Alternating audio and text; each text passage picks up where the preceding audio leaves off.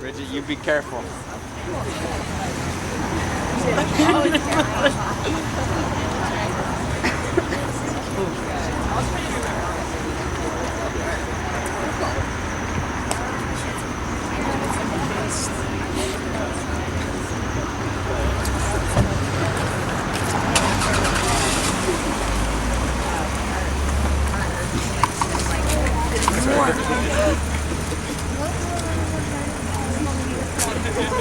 You're doing a wonderful job, and I admire you. I always did. Don't tell anybody. Okay, so to preface this piece, just thinking about Greg can't be here today, but he really... Greg can't be here today? Greg Bim couldn't be here today, but he definitely was a big part of me actually doing this, because I told him this idea and he said that if I didn't do it by the Greenwood Lit Crawl, that he was going to do it himself. Get this car projector thing going. So, yeah, bummer he can't be here. But, this is down the middle of the Greenwood Lit Crawl. My name is Molly. This is my Camry here. Bridget is driving. And you can just follow this whole situation in this pack, which is larger than I was expecting, but I think it'll still work. And take turns peeking in to what you see down here. It runs on a loop, so definitely take turns on it. Everything runs on a loop. To start, I'm going to explain the logic of war.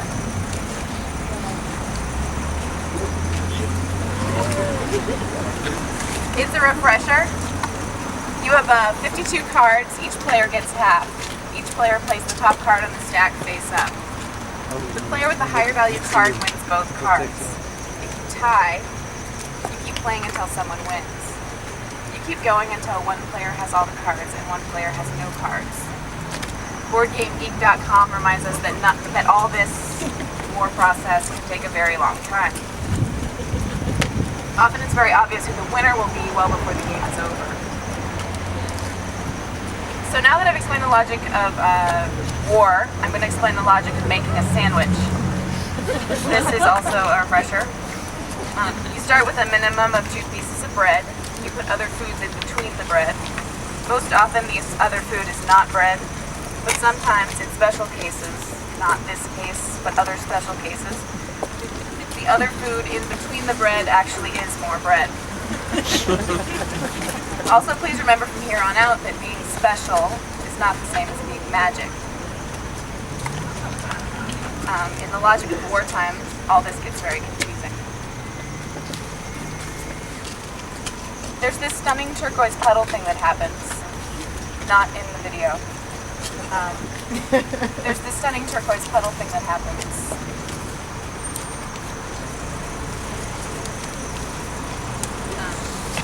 But if you want to get to the good stuff, you have to ignore the pretty pigment bleeding down into fibery surface. If you want to get to the good stuff, you have to scrutinize the waxy rhombus that surrounds the stain. It's another refresher. A rhombus has 4 sides, but it doesn't necessarily have square corners. Wax repels water. If a puddle has nowhere to spread out, it sinks straight down. You guys are all following, but can the people in the back, are you taking turns? Come on, come on. Here, come on that side, Stu. It's going very slowly.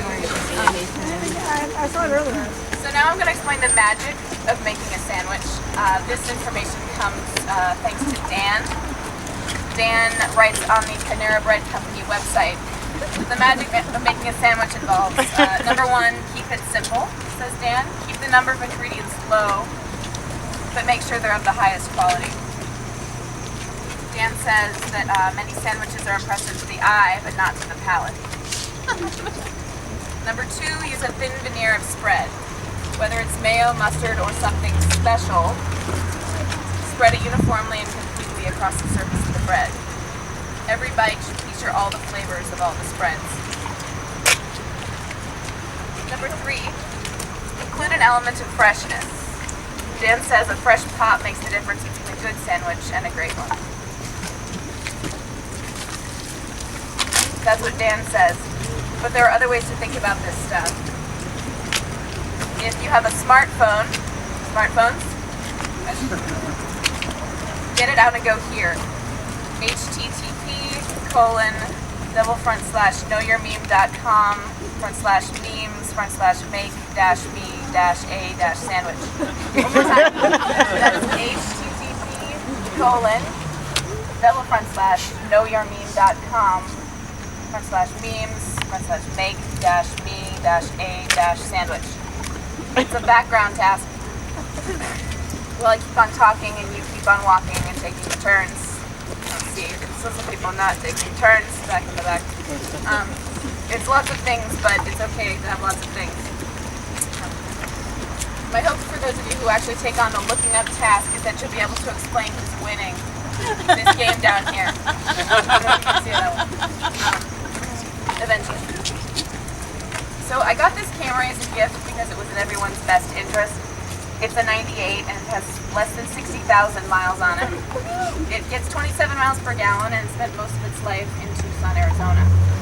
It's had regular oil changes. I got this camera as a gift because it was in everybody's best interest. The law doesn't officially say it's time for my grandma to stop driving it, but it's definitely time for her to stop driving it, and everyone agreed that it made more sense for her to give it to me since I needed a car than it made for her to keep driving it. So this is a very practical vehicle for doing very practical things. Despite this, I'm struggling to keep the desire to trade this all in for a funky red truck. A new rhombus so I can have all turquoise stain all the time. Gravity has an easy answer for everything. The cheese begets the eggs. The eggs. Begets this mushroom, the mushroom pepper mixy thing. I think it's over there. This lettuce begets tomato, begets jam. The jam is after the tomato, and this is kind of confusing because of the ketchup, which is sugary like jam, but there is an engine in ketchup in the game. Only tomato. So the tomato begets jam, begets pickle, begets the lowly onion, and the gravity has the easy answer for everything again, even though I know better. I think if I could remember exactly what the math behind factorials is, then I could explain who's winning this game. And then I think I could explain the truck thing, so that it makes more sense too. In the logic of wartime, factorials are extremely confusing. I know there's a number with an exclamation point after it, and I know it stands for all the possible permutations and combinations of all the possible sets of that number, and all the numbers below. And I know that the number of possible permutations gets very large very fast, and I know that Dan says this freedom is often impressive to the eye, but not to the palate.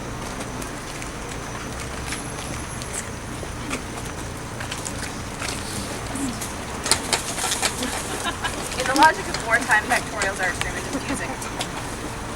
I think if I got the red truck, then I would not need to ask anyone for help, or for favors, or for their permission, at least not as much. The red truck actually does exist. It's a sassy 4x4 with 6 cylinders. It lives at Joel's Easy Motors on Rainier and Jackson, and it's more on the Jackson side of the lot. It's the only red truck there. Joel got it at auction for me because he knew I was looking for a truck like it. But I got really practical and put off the trade for a while, and now the truck has been there for months. You could drive by and see it tomorrow. And when you see it, remember that the factorial freedom of the funky red truck is that you don't need to ask anyone for help, or for favors, or for permission as much. Did anyone actually look that up on their phone? No, you got distracted. Okay, never mind. So no one knows who's winning. In the beginning, bacon begot brats begot peanut butter. You guys can see that part. And that's how it goes for now, because I'm still actually trying to work out if the bacon comes before the brat or the brat comes before the bacon. hard to find suitable measures of intensity in such states. Vivid turquoise kush gets me even though I know better. When I was 12, my same camera grandma told me that women over 60 need to stop smiling in photographs because it just emphasizes all the crackles in their skin. And my mother never forgave her. Dan did say that if we put all the sauces evenly over all the surfaces in a very thin veneer, that we could make magical sandwiches. But I'm afraid that if we put all the sauces over all the surfaces in a very thin veneer and all the sandwiches are magic sandwiches, then we won't be able to tell who's winning anymore. And the whole thing about the turquoise puddle is that it doesn't spread, it stains. So I'm going to keep the camera, and I'm going to need to ask for help. And you're going to need to ask for my favors, but we won't need permission if we're trusting. My waxy rhombus begets our grid.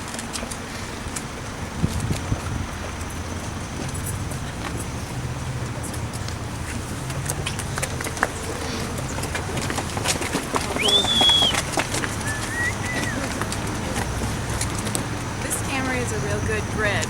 Remember? We sat in it and just parked in a spot that wasn't even a spot, and I started telling you everything until there was nothing. And then I explained that nothing for a long time too. Just sitting and sitting, such a rhombus. Then trying to explain it into staining. Wax repels water, and that was the worst part of all. Eventually driving back home around 3 blocks without headlights on, because sometimes if there are street lights and your brain is really full, it's hard to tell if headlights are actually on or not. And still no staining. Did you even notice that? The headlights? It's one of those little things I wince at still. This camera is a real good